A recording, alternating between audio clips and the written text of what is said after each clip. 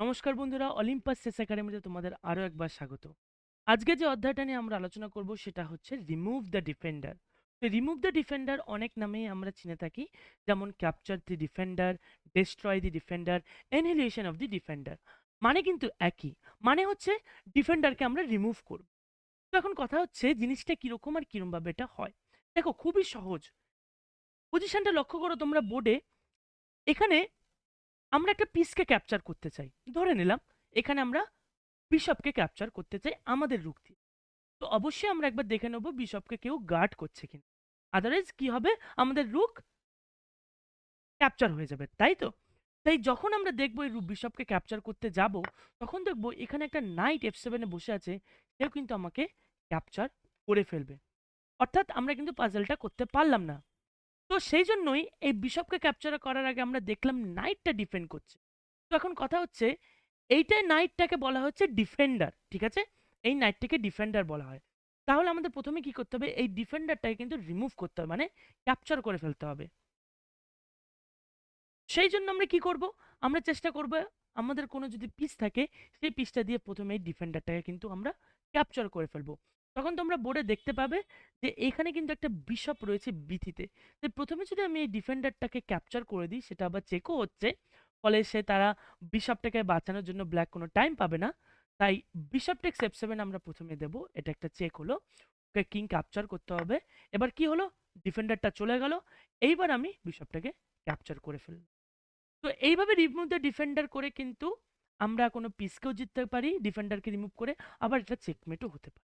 তো আমরা ছোট্ট একটা চার্ট দেখে নিই, যে চার্টটা তোমরা অবশ্যই সেভ করে নেবে। যেখানে দেখা যাচ্ছে রিমুভ দ্য ডিফেন্ডারের 3টে পার্টে তোমরা এটাকে বিভক্ত করে এই অ্যান্সারটা খুঁজে বার করতে পারো। প্রথমে দেখতে হবে যে কোন পিসটা অ্যাটাক হয়েছে, আন্ডার অ্যাটাক, মানে কোন পিসটাকে আমরা অ্যাটাক করতে চাই বা ক্যাপচার করতে চাই। তারপর দেখতে হবে সেই পিসটার ডিফেন্ডার কোথায়, find the defender of that piece, এবং তারপরে সেই ডিফেন্ডারকে ক্যাপচার করে দাও। ফলে কি হবে, যেটা তুমি চাইছো সেটা তুমি করতে পারবে। তো দুটো পাজেলের মাধ্যমে দেখি, আর দুটো পাজেল দেখি। এই পোর্শনে লক্ষ্য করো, এখানে কি ক্যাপচার করতে চাও সেটা তোমাকে দেখতে হবে। ধরে নিলাম এখানে আমি নাইট ক্যাপচার করতে চাই। বেশ, নাইট ক্যাপচার করতে চাও, তখন কি দেখবে কুইন কিন্তু ডিফেন্ড করছে নাইটকে, আবার কুইন আমাদের কুইনকে অ্যাটাক করছে। সেই জন্য কুইন এখানে এখানে কিন্তু একটা ডিফেন্ডারের ভূমিকা পালন করছে। তাই প্রথমে যদি আমরা কুইন দিয়ে কুইন ক্যাপচার করে ফেলি, ওরা কিং দিয়ে ক্যাপচার করবে। এইবার কিন্তু আমরা নাইটটাকে ক্যাপচার করে নিতে পারবো। ব্যাপারটা সহজ। এটাই হচ্ছে রিমুভ দ্য ডিফেন্ডার। আরও একটা শেষ এক্সাম্পল আমরা দেখে নিই। এই এক্সাম্পলে দেখো, আমরা এখানে বিশপটাকে, ব্ল্যাকের এই বিশপটাকে কিন্তু ক্যাপচার করতে চাই, কিন্তু এখানে কে ডিফেন্ডার করছে, এই ডিফেন্ডারটা দেখাটাই কিন্তু আমাদের পাজেলের মূল উদ্দেশ্য। এই নাইট ডিফেন্ড করছে, তাই তো? তাহলে যদি আমরা প্রথমে নাইটকে ক্যাপচার করে ফেলি, তাহলে কি হলো, আমরা ডিফেন্ডারটাকে সরিয়ে দিলাম, ওকেও ক্যাপচার করতে হবে, আদারওয়াইজ আমাদের একটা এক্সট্রা পিস থাকবে। এরপরে আমি ফাইনালি বিশপটা কিন্তু ক্যাপচার করে নেবো, অর্থাৎ আমরা একটা পিস পেয়ে গেলাম। তো এটাই হচ্ছে রিমুভ দ্য ডিফেন্ডার, খুবই সহজ। জাস্ট তোমাদের দেখতে হবে যে বোর্ডে কাকে তুমি ক্যাপচার করতে চাও, আর সেই পিসটাকে কে ডিফেন্ড করছে। তাই প্রথমে সেই ডিফেন্ডারটাকে তোমরা আগে সরিয়ে দাও ক্যাপচার করে, এবং তারপরে তুমি পিসটা অনায়াসে জিততে পারবে।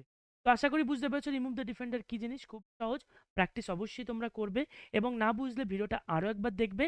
আর যদি মনে করো তুমি আমাকে প্রশ্ন করো কমেন্ট বক্সে, আমি কিন্তু তোমাদের উত্তর দেব। তো আজ এই পর্যন্তই।